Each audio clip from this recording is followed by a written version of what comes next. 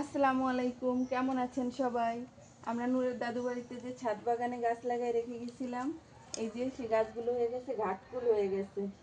দেখেন কত পরিমাণ ছড়াইছে ঘাটকুলগুলো।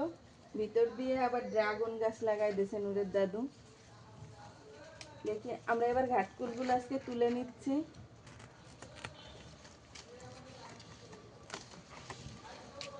একটু রাইখে কাইটে।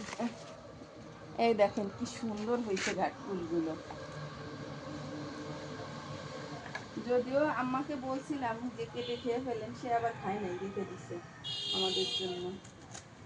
আমি আবার আজকে এসে বললাম যে চলো তাই ছাদে যেয়ে তুলে নিয়ে আসি গাছগুলো, ভাজি করে ফেলি।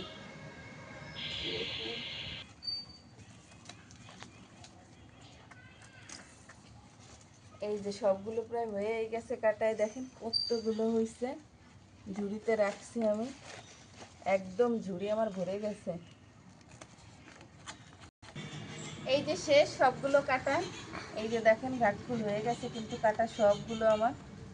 এই যে এই যে এক ঝুড়ি ঘাটফুল হয়েছে আমার ছাদ বাগানে। আরো অনেক গাছ লাগাইছি, আপনাদের দেখাবো সবগুলোই। নতুন গাছও লাগাইছি।